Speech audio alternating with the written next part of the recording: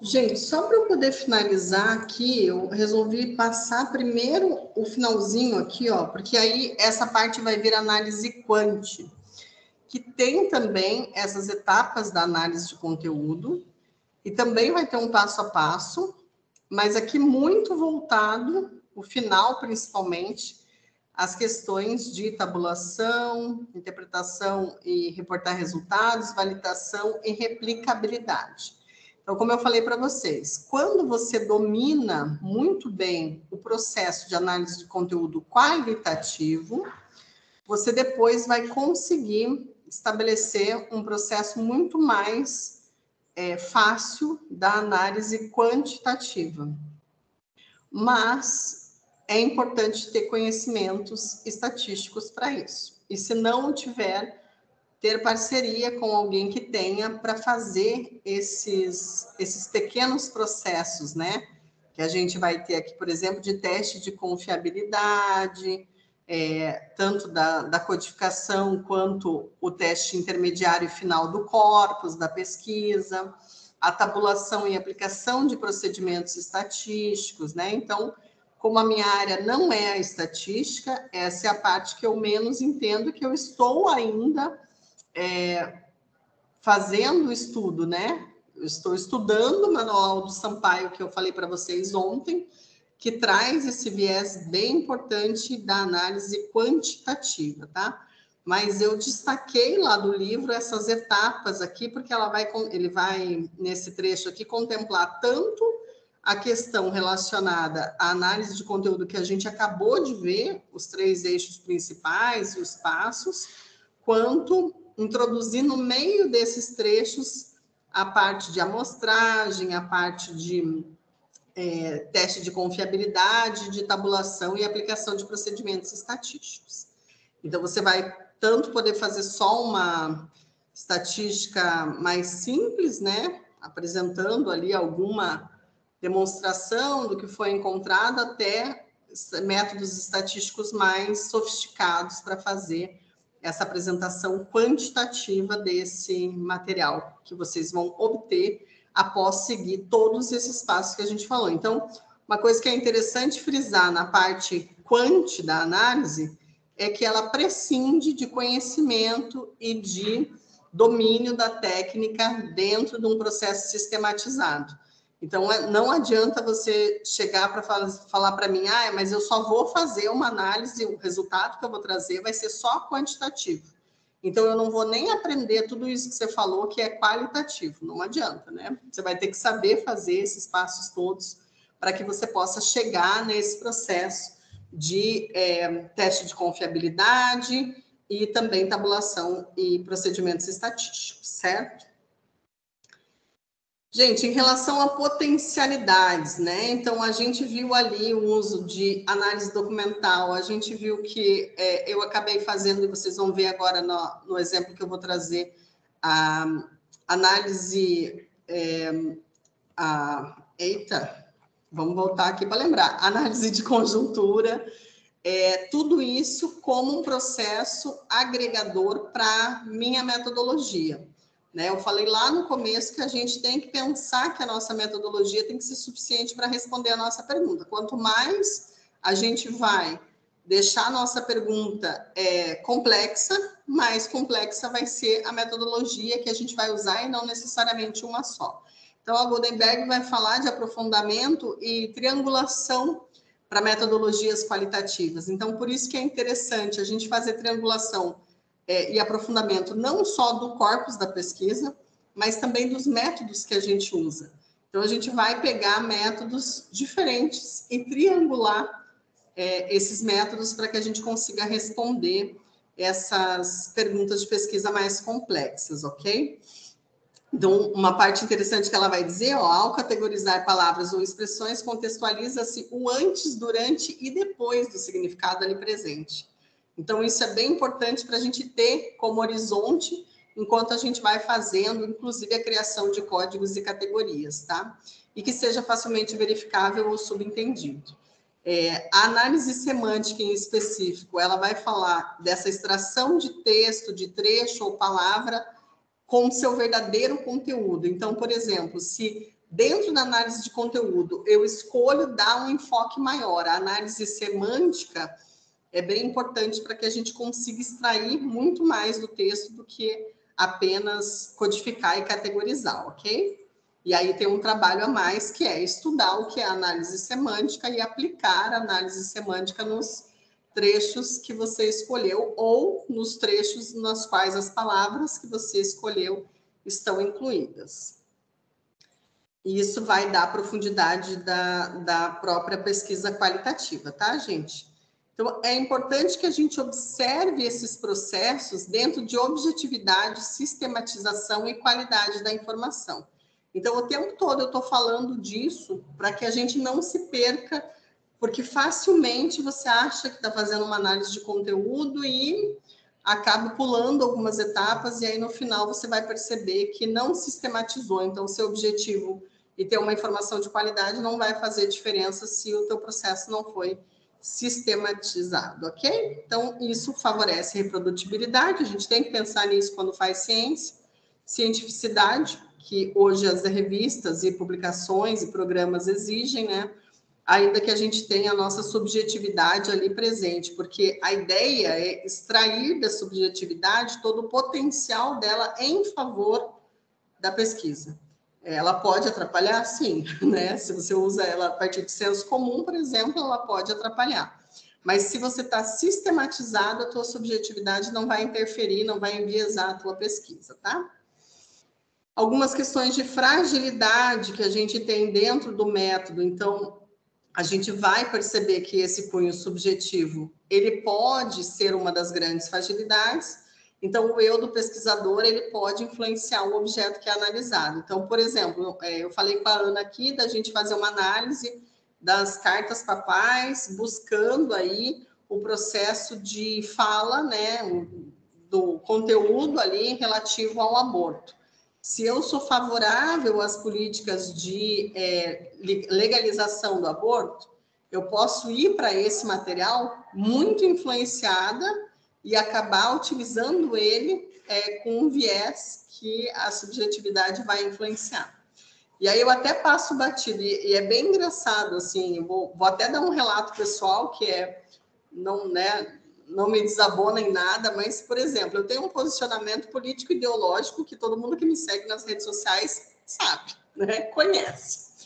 E aí, quando eu fui fazer um dos artigos que compõe a minha tese, eu tinha que fazer uma revisão histórica do que foram as políticas públicas de 2003 até 2022, em 2 políticos específicos. Se eu fosse usar o meu eu pesquisador com uma subjetividade ruim, ela poderia influenciar. Porque aí eu posso olhar e dizer, não foi feito nada, não teve nada. Olha aqui, é tudo ruim as políticas que tiveram, porque o presidente que eu estava pesquisando, ele é fora do escopo que eu entendo como ideal para o meu projeto de vida. Então, assim, eu não posso fazer isso. Naquele momento, eu tenho que estar estritamente relacionada com o que foi publicado a respeito de políticas públicas de alimentação e nutrição de 2018 a 2022. Fim. Se eu gosto ou não, lá fora, na rede social, eu vou militar, mas ali dentro eu não posso enviesar a minha pesquisa pelo simples fato de eu ter uma preferência ou não, tá? Então, quando a gente fala de se afastar um pouco do nosso objeto, quando a gente é muito apaixonado por ele, a gente precisa se afastar mesmo um pouco para que a pessoalidade não influencie negativamente, tá? A outra fragilidade que vários autores vão citar é a exaustão com que o material deve ser analisado, visto e revisto. Então, cabe relembrar o que a gente falou ontem, de pensar nesse processo como um processo que vai ser longo. Então, eu quero fazer uma análise de conteúdo de hoje para amanhã. No caso, não teremos como hoje não, Faro, né? Então, assim, a gente tem que pensar que vai levar tempo. E que, se a gente quer analisar um corpus muito grande, a gente precisa de ou tempo ou equipe. E eu nem sugiro tanto o tempo como o melhor aliado, porque chega uma hora você enjoa do seu objeto de pesquisa. Chega uma hora você não aguenta mais ouvir falar daquele assunto, por mais apaixonado que você seja. Então, o teu olhar fica viciado. Sabe quando você está terminando o teu trabalho de dissertação, TCC, que você já lê e não sabe mais o que você está lendo? E aí você precisa passar para o leitor amigo, ver uns erros de português, umas coisas que saíram ali meio aleatório. Então, é esse o processo mesmo. Como a leitura é exaustiva, se você for fazer sozinho um corpus muito grande, corre o risco de chegar no final você acabar sendo um pouco, negligenciar um pouco a sistematização. Então, é importante ter esse olhar quando a gente escolhe, né, os documentos ou, enfim, o objeto que a gente vai analisar. Análise semântica, caso a análise semântica não seja minuciosa, a gente pode ter sentidos ocultos que podem desfavorecer a interpretação e causar erros de classificação. Então, o exemplo claro é aquilo que eu falei, da alimentação sendo usada para outro contexto, simplesmente passou batido porque eu estava fazendo ali uma leitura muito, muito mal feita e análise semântica, ou seja, daquele contexto ali eu simplesmente não fiz, tá? Segundo os pesquisadores que têm problematizado a Bardan, eles vão dizer que falta um teste de confiabilidade no manual da Bardan, e essa é uma fragilidade desse processo do manual dela, né? Mas eu acredito que ela é facilmente sanada, porque você pode estabelecer um teste de confiabilidade aí, que seja interessante para análise de conteúdo, utilizando outros autores que fizeram teste de confiabilidade, o próprio Sampaio e Licarião fizeram isso e você pode agregar isso ao manual base, que é o da Bardan, ok? E também não precisa usar Bardan, tá, gente? Não é porque eu estou falando dela 48 vezes por frase que precisa usar, pode usar outros manuais, como a gente viu ontem, tá? Gente, um pensamentinho antes da gente ir para a prática real, né? Essas potencialidades, no meu entendimento, sobrepõem as fragilidades. Então, a gente conhecendo o método profundamente, observando uma base teórica aprofundada e também ampliada, porque eu não vou só ler o manual da Bardan, eu vou ler pessoas que falaram sobre ele, ou se eu escolher outro material, eu vou ver autores que fizeram análise de conteúdo, e a prática comprometida são pontos que a gente pode aí ter como apoio na aplicação desse método. Sensibilidade, engajamento, participação ativa e contextualizada do pesquisador vão estar aí como ferramentas de apoio nesse processo que vai ser longo. E o ganho em profundidade, né, gente? Eu acho que ele, mesmo que depois você apresente resultados quantitativos, a tua discussão vai ser muito mais ampliada se você souber e dominar o método como um todo, que vai ter uma abordagem quali-quant, tá? Aqui algumas das referências que eu usei para esse material que já subi lá no Drive para vocês, e esse obrigada fica para depois, porque agora a gente vai olhar outra coisa. E aí eu prometo, tá, gente, que já está acabando, né? Porque as pessoas começam a ficar um pouco cansadas, né? Mas agora eu já vou finalizar mostrando para vocês a parte da dissertação. E lembrando, eu não coloquei no Drive a minha dissertação, porque se você colocar Aline Rocha Rodrigues, maravilhosa, no Google, e colocar Segurança Alimentar e Nutricional ou Litoral do Paraná, já vai para o repositório aqui, Acervo Digital, FPR, vocês têm acesso a essas 247 páginas. Por que isso, Adilson? Por que 247 páginas? Explica isso. Né? Mas você já tem acesso. O nome desse trabalho é Segurança Alimentar e Nutricional nos municípios do litoral do Paraná, análise dos planos de governo e plurianuais de 2012 a 2020. Gente, uma questão que eu aprendi agora, fazendo revisão de escopo, que é uma forma um pouquinho diferente da revisão, sistemática também, que ela tem uma sistematização, mas ela tem outro viés. Fazendo revisão de escopo, o manual Joanna Brinks, que é o que eu estou seguindo, ela diz o seguinte, uma das formas de você sistematizar é incluir no título que a tua revisão é de escopo. Então, segurança alimentar e nutricional, 2 pontos, uma revisão de escopo. E eu acho muito eficiente, isso já acaba deixando claro para o leitor, quando ele pega ali o seu trabalho, então, vivendo e aprendendo, ele já sabe do que se trata, ele não precisa nem ler o resumo para entender se ele quer ou não esse trabalho. Então, eu acrescentaria aqui, por exemplo, a análise de conteúdo dos planos de governo. Porque como ela é a técnica principal que eu utilizo dentro dessa dissertação, para mim hoje seria importante que quem pega esse trabalho já soubesse que se trata de uma análise de conteúdo, porque aí também já vai focado Claro, tem outros indexadores, tá, gente? Mas cada dia as pessoas estão com um pouquinho mais de preguiça de ler, então a gente acaba fazendo o trabalhinho de facilitar o rolê das pessoas, tá? Então vamos lá para a parte que interessa. Deixa eu pegar aqui a lateralzinha que eu consigo já ir lá para frente, para a gente ver, porque são 247 páginas, né, Brasil? A gente precisa andar um pouquinho para frente. João vai lembrar do que eu vou fazer uma piada interna aqui, mas João vai lembrar. É Deus e sua obra, né, João? Deus Com certeza. Sabia que ele ia lembrar, porque isso marcou uma era de mestrandos, Deus e sua obra.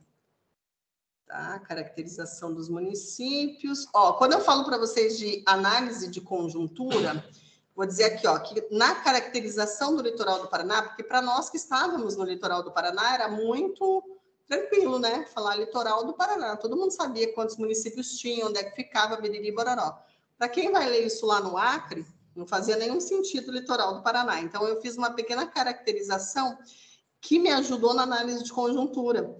Porque a partir dessa caracterização, eu peguei dados de IBGE e etc., que ajudam muito a gente pensar. Primeiro aqui, ó, localiza.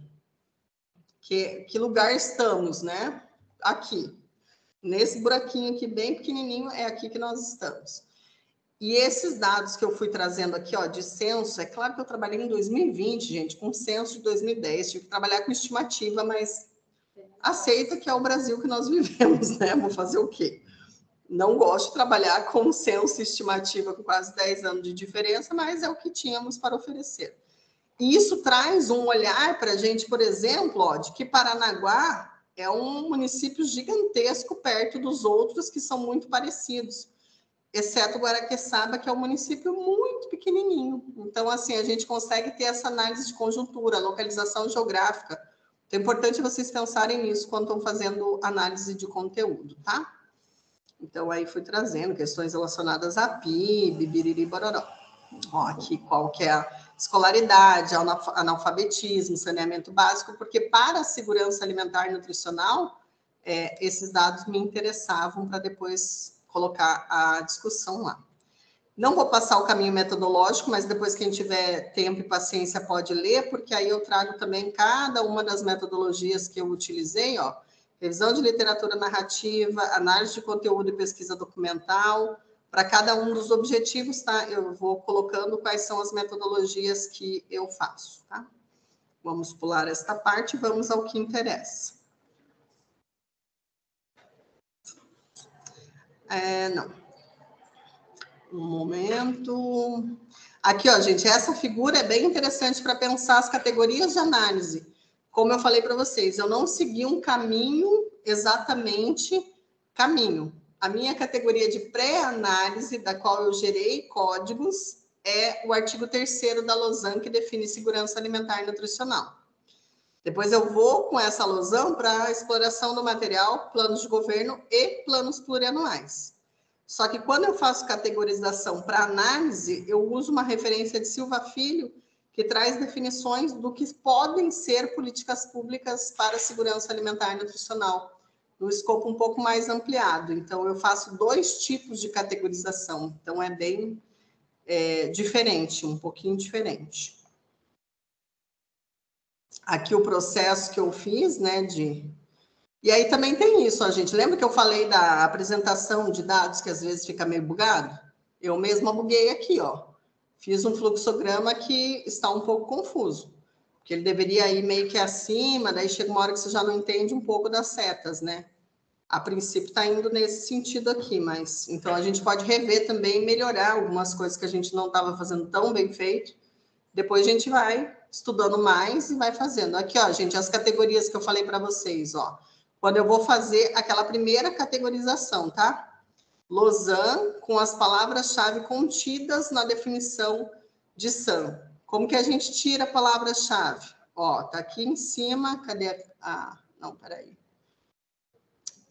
Agora eu não sei onde é que tá ali, não. Mas depois eu acho para vocês essa definição do artigo 3º, mas eu peguei as palavras-chave que a gente tem ali representativas mesmo, né? Porque vai ter um monte de fala ali que não faz sentido. Eu pego só o que faz sentido, tá? Convergentes, então, com palavras-chave ou definições compatíveis a políticas que possam colaborar com a alimentação e o direito humano à alimentação adequada, mas que não tenham palavras-chave relativas à SAM. Então, é processo de exclusão, critério de exclusão mesmo. E depois, por último, as outras que são políticas que não convergem diretamente para o DHA, mas que representam um avanço na construção de uma agenda de segurança alimentar e nutricional. Você coloca aqui, por exemplo, formação de nutricionistas no município ou de profissionais da saúde, da educação, em educação alimentar e nutricional. Eu não consigo colocar dentro da Lausanne. Eu não consigo convergir para o direito humano à alimentação adequada, mas eu sei que vai melhorar a segurança alimentar e nutricional, porque esses profissionais vão estar mais aptos a lidar com a população a partir de uma alimentação saudável adequada. Gente, é uma metralhadora, é um pouco rápido, talvez, que eu esteja falando, mas é porque é muita coisa, tá?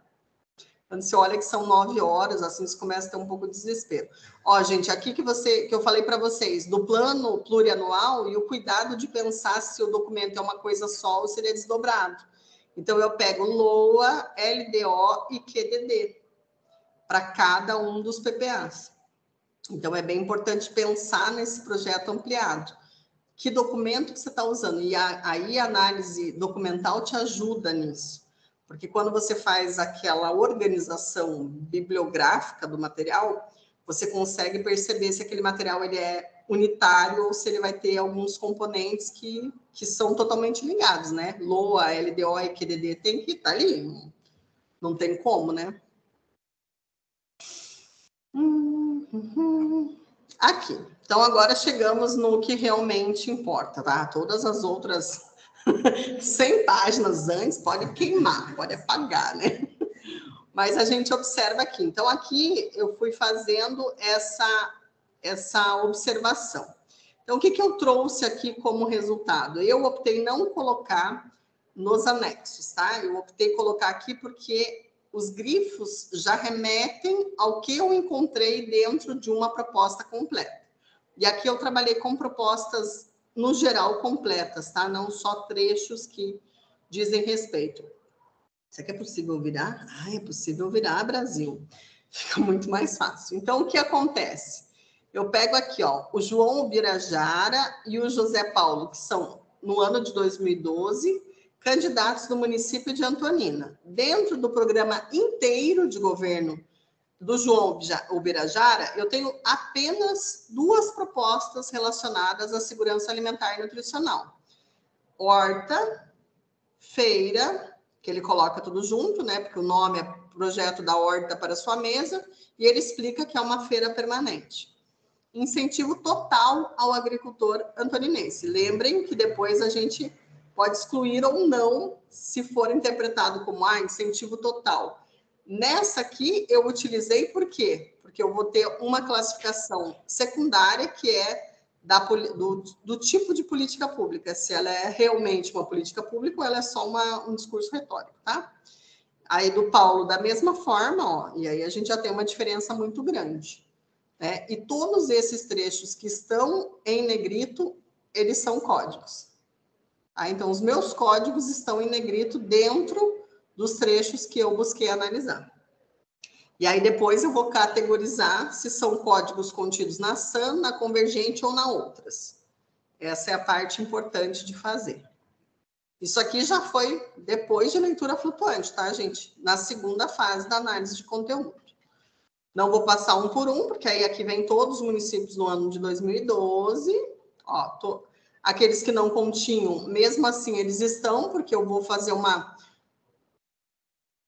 estatística embrionária, acho que vou usar esse termo agora, uma estatística embrionária, algo tipo estatística, tipo queijo cheddar, né? Estatística aqui talvez não seja, mas isso vai ser importante, por exemplo, para a gente pensar que tem um candidato do PT que não tinha nenhuma proposta de segurança alimentar, não é muito interessante.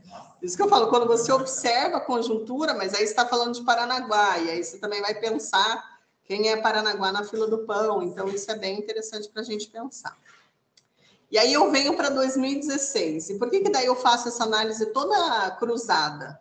Justamente porque eu tenho lá o José, ó, vamos voltar lá no José. Eu tenho aqui, ó, quem é José? 2 propostas, em 2012. E por que é importante fazer análise de 2 anos? Porque aí ele ganhou ou não em 2012, e aí ele ganhou ou não em 2016. E aí a gente tem um resultado, obviamente, mais para frente, tá? Mas vocês percebam que ele tem aqui duas propostas. Em 2016, José vem com tudo. José provavelmente fez uma observação do colega aqui, ó. João, desculpa, não, calma, agora eu que me confundi aqui. Não, calma, esse é o caso da mera reprodução. José é o caso da mera reprodução. Então, você analisa aqui o José em 2016 e você volta aqui, ó, você vai perceber muita semelhança. Então, foi um Ctrl+C, Ctrl+V. E aí a gente depois precisa, com análise de conjuntura, ver se José ganhou ou não. Porque se José não ganhou, não é tão problemático. Porque vocês concordam comigo que ele tinha propostas que ele julgava ser boas, mas como não rolou o pleito, ele fala, não, tá aqui, continua sendo bom. 4 anos depois eu volto com essa questão e ela vai ser importante da mesma forma que era lá atrás, tá? Então é importante fazer, no meu caso, eu achei importante fazer essa comparação entre os 2 candidatos, tá? E aí a gente segue com 2016 observando, só que percebam o que dá estofo para interpretar depois, gente, que se eu tinha lá atrás, em 2012, candidatos que não tinham proposta nenhuma, em 2016, no mínimo, um Vale Gás surgiu. Então, você tem apenas um candidato sem proposta nenhuma e ele é PSB. Então, isso é bem legal de ir sacando, mas confesso para vocês, isso aqui só fica claro no final. Realmente, cada fase vai mostrar uma parte do conteúdo. E no final, quando você vai interpretar, você percebe isso. Olha só, não tínhamos vários lá, agora a gente só tem um aqui que foi um corajoso que falou, não, alimentação em Pontal do Paraná não precisa. Come o que tem, tá todo mundo bem, né? Então, é bem importante. Destacar aqui que eu usei uma codificação aqui para apresentação de dados, na qual candidatos vencedores estão destacados em azul. Então, quando você sabe disso, depois você já vai olhar pensando de outra forma. Então, vamos lá fazer o retroceder aqui, ó. Então, foi o Birajara que ganhou em 2012. Aí José falou, não, o Birajara ganhou com 2. Eu estava com vários. O que aconteceu? As pessoas estão comendo bem, elas não querem pensar em comida aqui. E ele depois, em 2016, ele vem com esse plano e ele ganha. E aí que vai a análise, porque olha, a Munira não vem com muito também. Então, ele não muda e consegue ganhar. Então, não é só isso, né? Então, a gente pode pensar o papel da alimentação e nutrição dentro desse contexto político. Se tiver ou, né, não faz diferença. Claro que é muito incipiente, mas a gente consegue observar isso, tá? Aí vamos desvirar aqui para a gente ver uma das figuras na qual eu faço a primeira categorização. Então, eu tenho 10 propostas convergentes, 40 propostas que estão no escopo da Lausanne e 4 propostas que são da Seara Outras. Isso nos planos de governo. Guardem esse número aqui. Guardem essa observação. Aí vou fazer aqui já essas discussões, por exemplo, de curiosidades como Lausanne não estava presente, direito humano à alimentação adequada também não estava em nenhum plano de governo, né? Então, termos que são caros à nutrição não estavam presentes dentro desse. E aí trago, obviamente, como eu falei para vocês, que a revisão de literatura é legal, porque a discussão é alimentada por autores como Polan, como Azevedo, que são autores que falam bastante sobre alimentação e nutrição. E aí foi a parte que eu gostaria de ter feito com o GEF e não fiz. Então, Brasil, poderíamos ter um grafo muito bonito aqui? Poderíamos, mas temos uma figura arcaica como faziam os maias e os astecas, mas tudo bem, né? Mas o que me preocupa depois dessa figura? Que talvez a lógica dela só tenha ficado lógica para mim. Então, aí eu revejo naquela ideia que eu falei para vocês de cuidado com a forma que apresenta os seus dados. Quando a gente aponta o erro dos outros, a gente tem tipo 4 dedos apontados para a gente, né? Para a gente pensar justamente isso. Mas eu fiz um agrupamento por eixos, né? Que o Geff faria muito bem. João, olha a responsabilidade dos 2 últimos dias desse curso, João. A gente está depositando toda a nossa fé em você. Não é para te pressionar, claro, mas... Ô, louco! Boatos que tá rolando esse negócio. Mas assim, ó, eu fiz um eixo central no qual a gente tem soberania e segurança alimentar nutricional e cardápio, que apesar de ser o eixo central, na soma ele tem menos frequência de aparição das palavras do que outros eixos. Então, por isso que eu acho que a figura não representa tão bem, porque ele é grande, mas ele não é representativo no sentido de frequência, tá? Então, por isso que eu acho que é um erro. Mas eu fui fazendo polos da agricultura familiar, dos programas de transferência, de pescadores, né? De programas aleatórios que acabam aparecendo no nível municipal e que são bem interessantes, programa Leite das Crianças, Leite Especial, vigilância alimentar e nutricional, que é uma questão importantíssima para a segurança alimentar e nutricional, mas que ela sempre fica deslocada do eixo central, porque são poucas aparições, aqui cada uma apareceu uma vez só, no contexto íntegro de todos os planos de governo, água para consumo humano, aí aqui de comercialização, aqui também de formação profissionais, e aqui esses agrícolas, pecuária, produção de alimentos, produtores rurais, que apesar de representarem um eixo outros, eles acabam, pelo contexto, não conseguindo se conectar, por exemplo, à agricultura familiar, que é muito específica. Quando eu falo de máquinas agrícolas, pode ser tanto para o agronegócio quanto para o pequeno agricultor. Então, se não está especificado, eu não consigo incluir dentro do eixo, né? Acaba ficando deslocado. Então, assim, não é de todo mal, dá para salvar essa figura pela boa vontade que eu tinha no momento.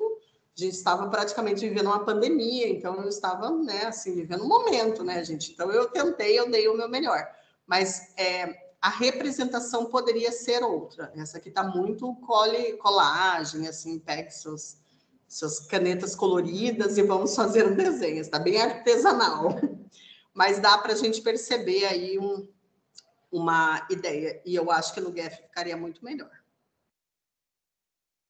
Vamos voltar aqui. Gente, como é que vocês estão aí pelo chat? Deixa eu ver se tem alguma pergunta, alguma coisa. Tá dando para acompanhar, pessoal, vocês que estão online, tá dando para acompanhar e conectar um pouco com as outras questões que a gente conversou nos outros momentos?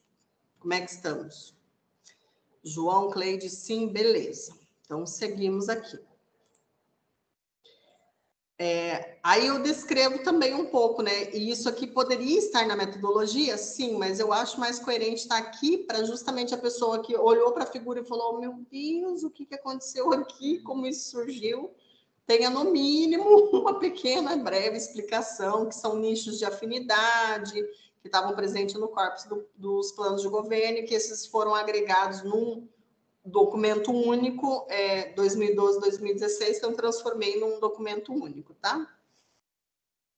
E aí eu venho aqui para fazer novamente o mesmo trabalho com os planos a comparação de planos de governo. Aí que eu falei para vocês, o que o João fez em 2012 e 2016. E essa comparação eu só fiz para candidatos que tiveram nos 2 pleitos. Ah, será que recortou e colou? Né? E aí eu já deixo claro aqui se ele foi eleito ou não, para que a pessoa possa ver se ele trocou de partido, porque isso importa, se ele foi ou não eleito, tudo isso para a gente poder ter conjuntura para fazer uma análise melhor. Priorizar a qualidade e variedade nos alimentos, da merenda escolar, inclusive com a compra direta do produtor local. Copia só não faz igual, saiu igual. Priorizar a qualidade, como eu falei, em geral, aqui, ó, quando você olha, a única coisa que ele mudou foi realmente colocar aqui, implantar políticas públicas, né? Esses 2 últimos aqui, ó, ele colocou em 2012, ele deu uma modificação aqui, criou essa aqui, e aqui é uma certa modificação dessas duas aqui, mas não tem grandes novidades, né? Assim, copiar, colar. Isso é aquilo que eu falei também, de certo modo, né? E assim eu vou fazendo para quem foi eleito e não eleito em 2 anos diferentes, aí a gente vai. E aí, quando não tem correspondência, eu deixo sem nada, tá? Então, fez a mesma coisa. Aqui, por exemplo, ele fez grande, falou, ai, gente, ninguém tá lendo isso, vamos dar uma melhorada. E aí diminui um pouco ali, então fica a mesma coisa. Aí coloca aqui, programa Bolsa Família, aqui diminui um pouco para ficar diferente. Então, foi outra parte dessa comparação que eu fiz, porque aí o céu é o limite. Eu nem sei se o céu é o limite, na verdade. Eu acho que não há limites. Mas aí o cuidado que a gente tem que ter, porque para o trabalho ficar grande depois, quando você começa a achar muita conexão.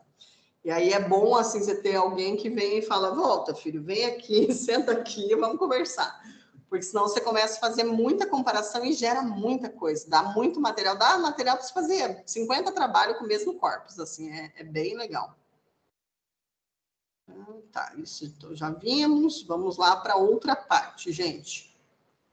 Então, de planos de governo, a gente viu tudo. Agora, eu quero mostrar para vocês dos PPAs, para vocês verem como é bem diferente, tá? Ó, daí, como eu falei, assim, mas não sei se a gente chama isso de estatística. Eu acho que é possível que nem se chame estatística, talvez. Olha, tem uma chancela aqui, a professora Dilson já assinou embaixo que eu estou fazendo estatística, gente. Então, ninguém me segura agora, eu agora sou praticamente rainha do mundo, tá, gente? Então, assim, mas só para a gente entender um pouquinho as trocas das cadeiras, né? Se no micro, porque na política nacional isso rola, mas e nos municípios rola também? Então, fui fazendo essas. É muito incipiente, tá, gente? Porque eu. E aí, esse confuso aqui, né? Que aí também eu preciso. É isso que eu falo, a gente coloca coisas que acabam ficando confusas até para a gente, né? Então, alguns que não fizeram, que vão aparecer aqui para baixo. Então, é possível fazer coisas bem confusas com estatística. Assim. Sempre é bom buscar um profissional habilitado, fica a dica. Hashtag fica a dica, vamos subir essa hashtag. Aí vou para os planos plurianuais, tá, gente? Então, vem. Fazendo a mesma forma de análise. Então, isso que é importante. Eu sistematizei, pega todos os documentos e vai. Você não precisa mais se preocupar com isso. Por que é tão importante seguir as etapas com muito carinho, cuidado e cientificidade e com esmero e sistematização? Porque depois você só vai aplicar. E aí fica muito mais fácil, tá? Então, eu coloco aqui quais foram as leis. Então, vocês vejam que vai mudando e aí a gente consegue aplicar para diferentes documentos, tá? O PPA, ele gera uma lei, né? Tem que ser publicado na forma de lei. Então, eu coloco aqui qual é a lei e se tem uma outra lei que vai ser algum dos anexos, ok? E aí eu venho, por exemplo, nesse caso, eu usei como anexos balancete de despesas de 2019, do Portal da Transparência. Porque não achei LOA, QDD, então tive que utilizar balancete, que dá mesmo, né? Vai dizer um QDD, entre aspas, é um balancete, né? E aí a gente vai vendo como diminui o tamanho. Isso foi um achado bem importante para pensar que a origem do documento diz muito sobre o que você pode escrever lá dentro. É uma lei, ela tem um formato. Plano de governo, não. Plano de governo eu achei PowerPoint, eu achei um plano de governo de 2012 digitado na máquina de escrever, datilografado, não é digitado, datilografado, escaneado. Eu achei assim, retrô, mas, né? Então, assim, não existe formato. A lei diz assim, você tem que pôr suas propostas lá. Se você vai pôr desenhando figurinhas, fazendo um storyboard, não interessa, você vai... Já o PPA, não. PPA você também não pode ficar pirando muito. Tem diferença, não são todos iguais, mas você não pode ficar pirando muito. Mas o que me chamou muita atenção foi a diminuição. Então, bloco do programa Bolsa Família e Cadastro. O que isso significa? E aí, como foi difícil fazer a comparação? Porque quando eu proponho, eu posso propor de uma forma muito bem elaborada. E aqui, bloco do programa Bolsa Família. É uma política convergente? Sim, porque com o dinheiro da Bolsa Família eu posso comprar comida. Mas como vai ser feito isso, se quem está em situação de vulnerabilidade vai receber, Assistência social que vai... Aí... Tipo assim, como eu me proponho, de uma forma bem grande, mas como eu me comprometo de uma forma bem pequena. Mas talvez, Ana, não tenha esse viés, mas talvez porque o documento não permita. Então, isso foi importante para eu perceber que o documento não permitia pirar. Enquanto no programa de governo as propostas te permitem escrever mais, ali dentro não, porque você vai ter que aliar ele à lei orçamentária. Então, o orçamento precisa estar vinculado. E aí eu tenho códigos, né, que eu utilizo para dizer que essa verba é federal, que essa verba é estadual, que essa verba é livre. Então, eu preciso colocar em eixos específicos ali, que muita coisa nem consegue. Ele entra mesmo no macro. Então, isso foi uma questão interessante para eu perceber que não é uma comparação que dá para fazer, a não ser que se faça trabalho de campo. Beleza. É programa Bolsa Família? Beleza. Eu fiz ali a análise, ele propôs e foi cumprir, só que agora eu vou lá no CAPES, ou sei lá onde é que eles vão fazer esse cadastramento, na assistência social, enfim, e vou observar como é que está sendo esse processo. Aí é possível. A implantação do projeto agroecológico, isso aqui é o que entrou. Agora, se eu volto lá nas propostas, e aí também tem esse processo mais para baixo, tá, o que ele propôs lá? E o que é a implantação do projeto agroecológico? Pode ser o Brasil, pode ser desde uma distribuição de uma cartilha do quão importante é você consumir produtos sem agrotóxico, até realmente você incentivar produção de alimentos agroecológicos para agricultores familiares. Então, a gente percebe essa mudança, né? Mas, de qualquer forma, percebeu, eu sigo o mesmo processo. Nos 3 grandes eixos, colocando em negrito as palavras-chave que vão ser os meus códigos, tá? Então, dessa forma.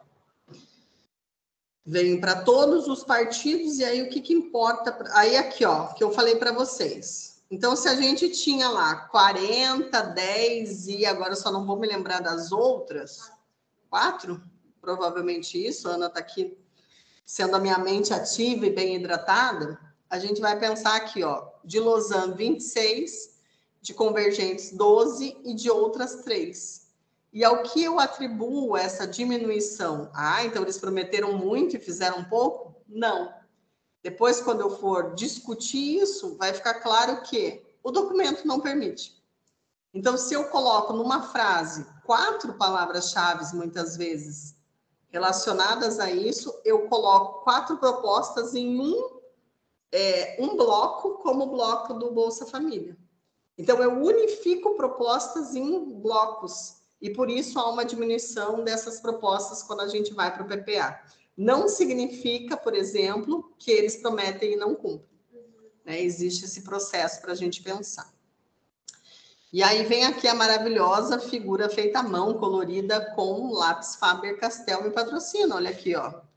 Novamente, mas aí a gente percebe também muito menos. Olha aquelas partes aleatórias que ficavam para fora, que não conseguiam se conectar num eixo principal. Só que a gente cresce merenda, por exemplo. Ó. A gente cresce muito merenda, por quê? Porque a merenda tem uma verba específica do governo federal. É um programa já instituído para o qual vem a verba e você... Difícil...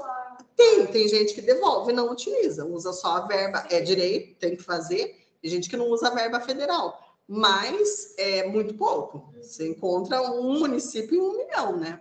Então a gente começa a perceber esses processos aqui, né? Que fazem mudar bastante esse eixo. E aí a gente vai vir para análise de conjuntura, como eu falei. Isso é um comparativo que interessa, porque a gente vai pensar, tá, o número de propostas, se está vinculado ao orçamento, município que tem muito dinheiro, e daí a gente estava falando sobre política pública versus dinheiro, né, no intervalinho, mas para essas propostas que eles têm, que ainda trafegam na verba, a gente precisa também entender quem tem mais dinheiro para perceber se é mais ou menos possível. E daí voltar lá no corpus da pesquisa para fazer esse cruzamento. Então, observar isso nesse ponto também, tá? E aí isso vem aqui com todas as discussões. E aí aqui, ó, que é uma parte comparativa que fica legal. que aí eu pego o plano de governo, porque aí eu não fiz a comparação dos 2 anos, porque aí realmente teriam 400 páginas tranquilamente. Escolhi o ano de 2016 a 21, que era o mais próximo do que a gente estava vivendo, para comparar o plano de governo do José com o plano plurianual do mandato do José. E aí que a gente consegue fazer essa comparação, ó, passo a passo. Então tá, o que eu encontro aqui, ó? Programa Bolsa Família. Daí ele vai descrever, manter o programa Biriri Bororó. Bloco 1, programa Bolsa Família. Check, check. Aí eu coloco aqui, aqui, ó, fortalecer articulações para comercialização da produção rural, tendo em vista o abastecimento alimentar da população, aquisições, alimentação escolar. Aí eu venho aqui, o que eu encontro?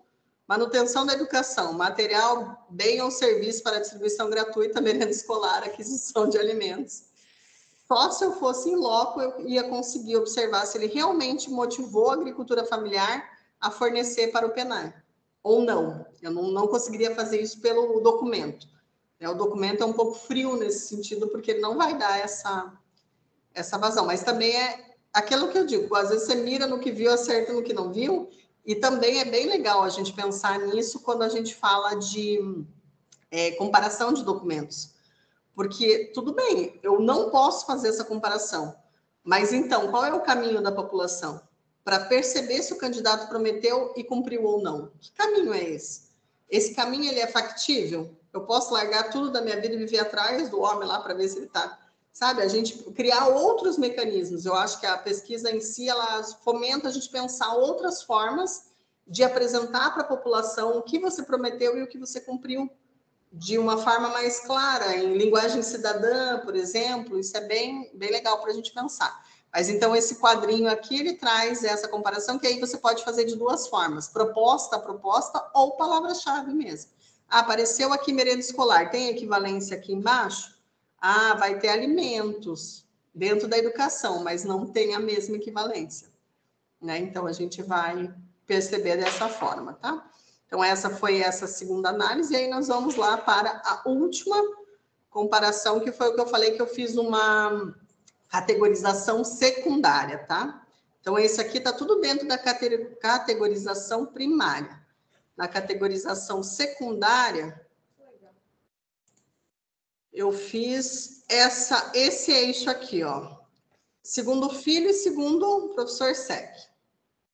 Então, aqui que eu falei para vocês. O Silva Filho, ele vai me trazer tudo que é possível em termos de eixo para políticas públicas de alimentação e nutrição, que eu apresentei lá em cima na metodologia. E o professor Sec vai trazer essa categorização que vai estar, agora não vou me lembrar o nome do outro autor, mas ele faz uma releitura de um outro autor que vai falar bem antigo sobre isso. De política real, pseudopolítica, política sem sentido, política simbólica. Então, isso é muito interessante para você trazer essa política para o campo do real mesmo.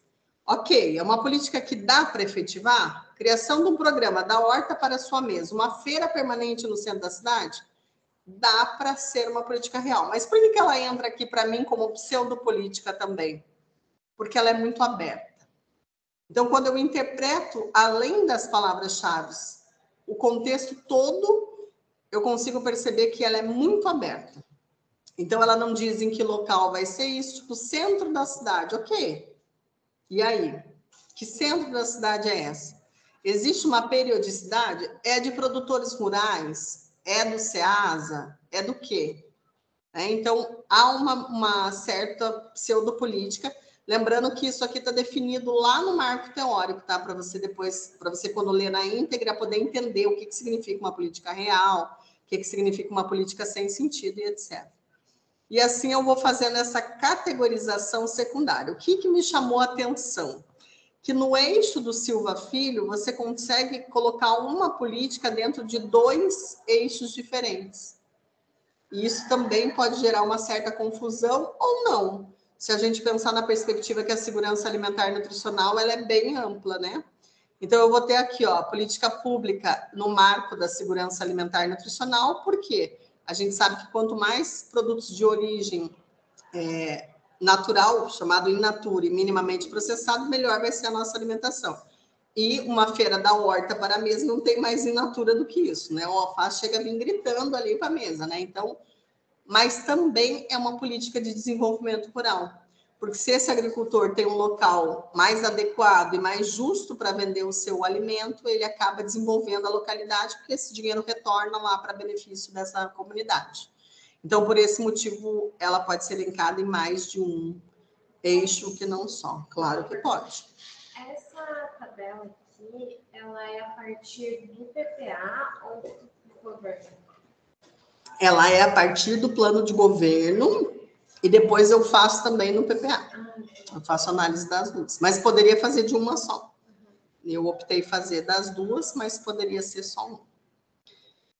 E poderia também gerar grafos aqui, tá, gente? Só que aí é que eu digo, como fazer isso, né? Porque aí realmente é necessário você ter um estudo mais aprofundado de como você vai representar de 1 a 6 as políticas do 1 a 7, eu acho, do Silva Filho, e de Romanos de 1 a 5, eu acho, 1 a 4 as do professor Sec.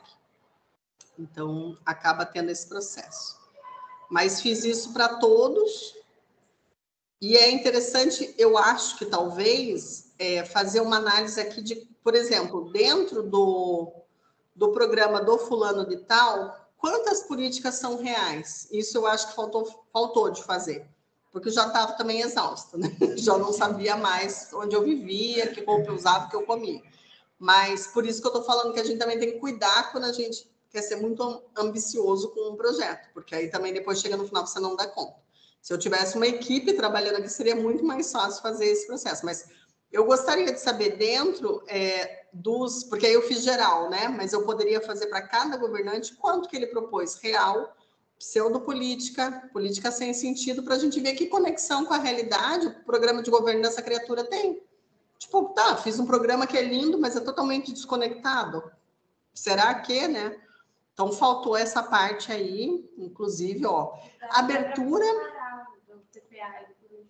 Sim. Primeira coisa que... Só que aí eu não sei se eu faria essa comparação, Ana. Porque um dos meus resultados é dizer que justamente não é possível comparar, não é compatível. Então, talvez eu focasse muito mais na proposta, porque eu acho assim que quando você tem as propostas, você mexe na questão política do cara ser ou não eleito, né?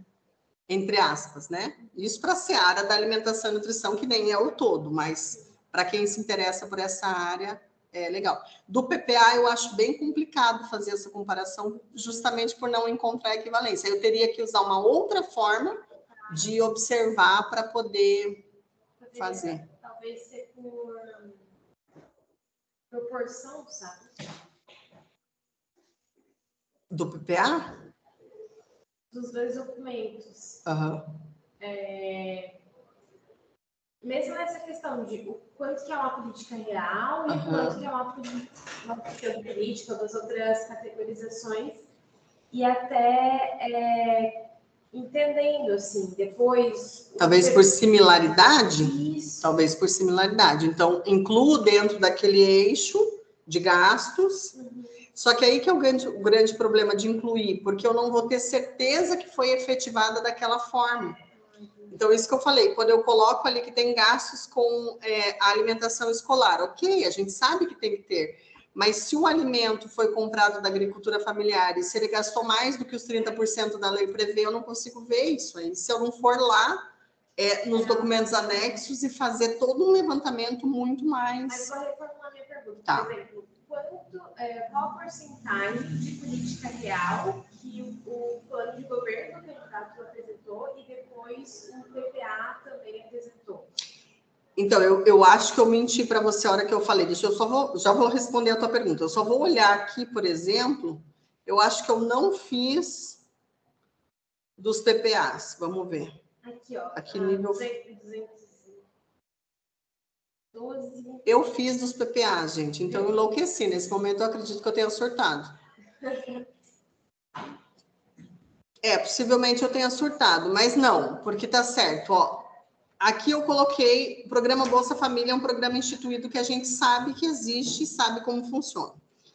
Então, nesse sentido, ela é uma política real, mas para a segurança alimentar e nutricional ela é simbólica, porque não necessariamente as famílias em vulnerabilidade alimentar vão ter acesso e utilizar. Não estou nem questionando se a pessoa vai receber o bolso e comprar comida, mas se a família sem acesso a nada vai conseguir acessar o sistema do SAS do SUAS para poder fazer seu cadastro e acabar recebendo. Então, por isso ela entra um pouco como simbólica. É uma política nacional que atende todo mundo, ela tem limitação de verba, tem limitação de número de pessoas e existe um processo de cadastramento que às vezes a pessoa lá da zona rural lá não vai, né? Tá aí a Rosa que não me deixa mentir sozinha, né, Rosa? Que trabalha diretamente com Bolsa Família e tem esse processo.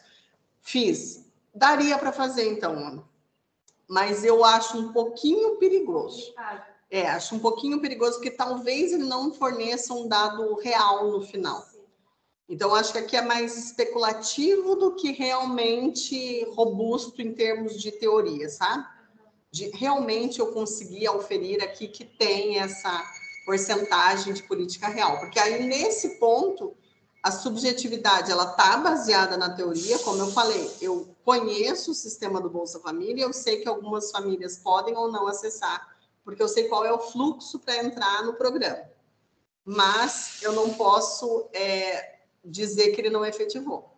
Dentro dos moldes da política pública, ele está efetivando. Sim. O dinheiro está vindo, ele está redistribuindo. Então uma questão meio perigosa. Eu acho que eu parei aqui justamente porque alguém deve ter dito, filha, vamos parar. Mas daria para fazer aqui, ó. Daria para fazer essa compilação aqui através de uma planilha do Excel bem tranquilinha, de quantas vezes... Só que aí eu teria que ter um cuidado, e acho que a professora Dilson pode até... Não é uma pressão, professora Dilson, não estou querendo que você resolva todos os meus problemas estatísticos, mas quando eu classifico uma mesma coisa de duas formas diferentes, eu não vou poder contabilizar ela duas vezes. Então, eu teria que padronizar. Então, a política ela é mais pseudopolítica ou ela é mais política real? Escolha uma das duas. Ou teria algum meio de eu categorizar umas uma vez só e outras mais de uma vez e depois computar isso? Teria que tomar cuidado com a estatística. Tá. Por exemplo, não teria como fazer frequência, proporção que é simbólica, proporção que é pseudopolítica. Seria mais interessante escolher, então, se a política é mais pseudo ou mais real, né? Optar sistematicamente por uma classificação só, né? Porque aqui é uma qualificação, por isso que eu falo a diferença da gente pensar quali ou quanti. Porque qualitativamente eu posso colocar até todas se eu achar que se elas não confrontarem.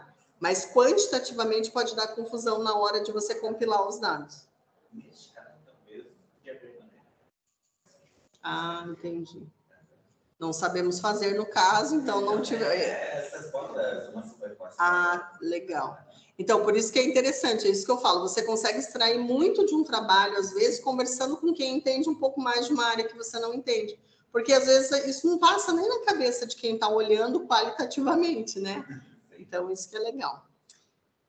Eu acho que é isso, gente. Então, essa foi o resultado da análise, por isso que eu falei para vocês, todo o processo inicial foi feito, de separação do material da leitura flutuante, depois extrair todos esses dados a partir dos meus códigos, que eram as palavras que estavam ali, lá e acolá, eu sabia o que era cada coisa e está aqui dentro do trabalho, e depois eu fui fazendo a categorização primária, que criei aqueles nichos e as palavras-chave, e depois essa categorização secundária, que criou esse outro tipo de visão a partir desse processo.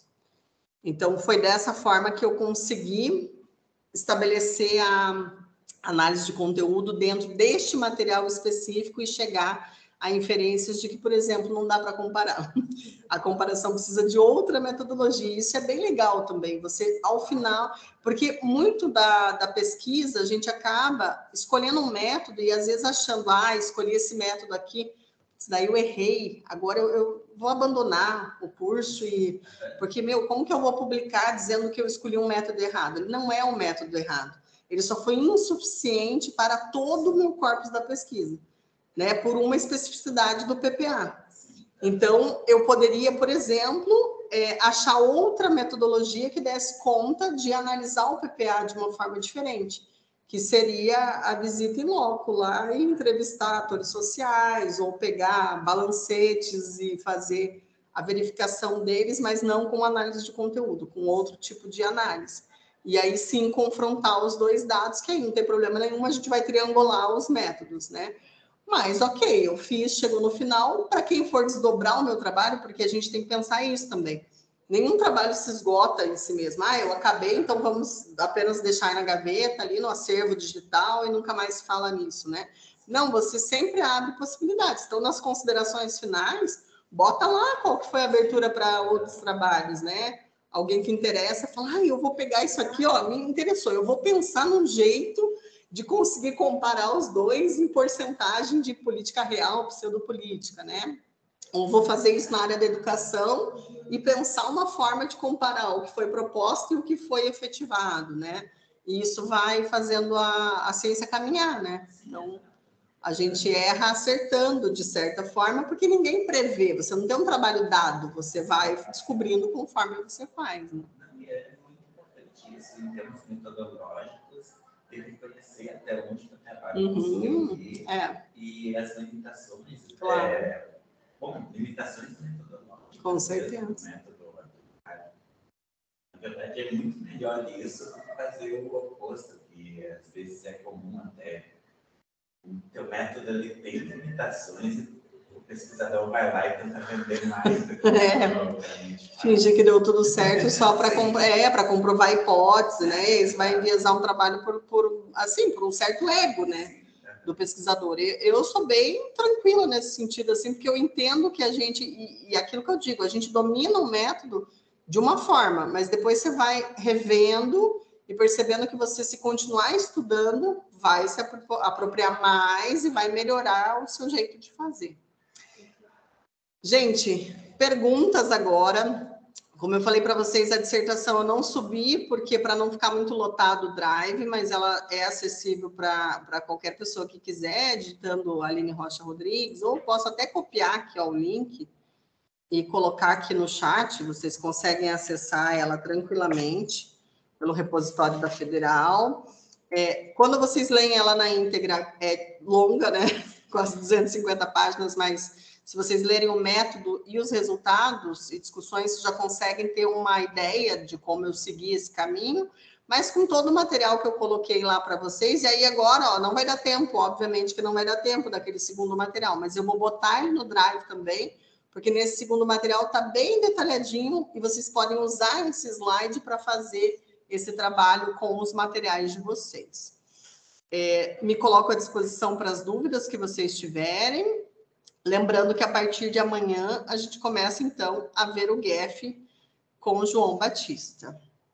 E aí a gente vai entender um pouquinho mais como associar esses dois métodos aí, talvez não criar figuras artesanais, né? Talvez criar grafos aí que sejam interessantes. Mas também não tem problema, tá, gente? Criar figura artesanal, o artesanato está bem alto agora, nesse momento, vivendo da minha arte. Gente, dúvidas que tiverem, estou aqui à disposição para responder.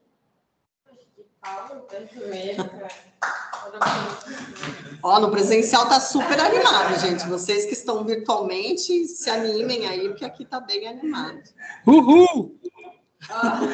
Viu? Tá animado no virtual também. Gente, se não tem dúvidas, agradeço demais o tempo de vocês, né? Essas horas de vida aqui para a gente aprender e dialogar juntos aí de uma metodologia que já se desgastou, que voltou, mas que, no meu entendimento, eu acho que vale muito a pena, assim, porque ela tem muitas possibilidades. Ela não é a única, ela não é a salvadora da nação, mas ela pode ajudar muita gente que tem esse interesse aí de compreender questões que não estão claras ou não estão dadas em determinados documentos de uma forma científica, sistematizada e que pode ser replicada, né? Então, agradeço demais esse espaço e a professora Dilce e a Ana, que estão aqui comigo, assim, meus fiéis colegas de classe aqui, que me ajudaram bastante. Foi muito legal estar aqui com eles presencialmente. E me coloco à disposição, gente, está aqui o meu e-mail. Peraí, deixa eu voltar lá naquela apresentação bem, que daí já tem o meu e-mail. Será que tem o meu e-mail aqui? Tem o meu e-mail, peraí. Um segundo, vocês copiam o meu e-mail, ou podem falar, quem for aluno aqui da UDESC, pode estiver assistindo a gravação depois, pode falar com o professor Adilson também, sem problema nenhum, para conversar, né? Então, qualquer coisa, a gente chama no probleminha aqui, ó, contato nanarodrigues@outlook.com. Ai, não foi fazer, deu ruim, explodiu a tela do meu computador, me ajuda, Brasil. Aí a gente entra em contato na maior boa vontade e vamos criando essa rede, que não é uma rede de análise de redes, mas uma rede de pessoas que se conectam através da metodologia e se ajudam, porque senão a gente chega aonde? Lugar nenhum, né? Então, muito obrigada pelo tempo de vocês e até amanhã de noite, né? Amanhã, nessa mesma sala virtual, a gente inicia essa abordagem do professor João Batista a partir de um software chamado GEF. João, quer dar alguma preparação para amanhã? Algum recadinho? Olha, eu não sei como que o pessoal tá, se vai ter com o computador, né? Vai estar acompanhando o computador ou do celular, mas o ideal seria do computador para que a gente possa, né, fazer a instalação, tudo vai ter a parte prática, tudo, né? Então, seria interessante ter um computador, independente do sistema operacional, se vai ser o Windows ou Linux. Aí a gente vai fazer o passo a passo da instalação amanhã do GEF, tá bom? Ah, legal. Amanhã acho que estamos todos virtualmente, então, né? Porque aí cada um faz o seu notebook e consegue daí depois operacionalizar, rodar o programa e fazer os gráficos. Então tá bom, minha gente. Então até amanhã. Beijo, bom descanso para todas, todos e todas e vamos descansar. Tchau, tchau, gente. Sim, bom, eu que agradeço a Aline por esses 2 dias maravilhosos. Eu aprendi muito, uma metodologia que eu não conhecia ainda. E com certeza fiquei muito curioso para tentar aplicar, apesar de eu perceber que não é tão trivial, é uma metodologia nem um pouco fácil de aplicar, mas com muitas potencialidades e pode gerar resultados muito interessantes. Bom, eu agradeço essa presença maravilhosa nesses 2 dias e fico na expectativa de um outro momento nós possamos replicar e avançarmos tudo de outras metodologias também. Com certeza, nossa, muito bom, muito bom. E eu acho que ela é mais trabalhosa, professora Adilson, do que difícil. Exato. Vai fazendo, a gente chega a um lugar aí de conseguir aplicar. Acho que o importante é ter essa ideia de que vai dar trabalho, vai, mas é possível. E também pensar o quanto vale a pena. A gente precisa conhecer muitas metodologias, mas se a gente vai aplicar ela ou não, a gente tem ali na caixa de ferramentas, né? Mas muitas vezes a gente não precisa dedicar todo o nosso potencial para uma metodologia que não vai utilizar. Mas é importante conhecer para saber, posso aplicar nisso. Estou aqui com material que dá para fazer isso, né? Isso é bem, bem legal. Então tá bom, gente. Então, até amanhã. Tchau, tchau.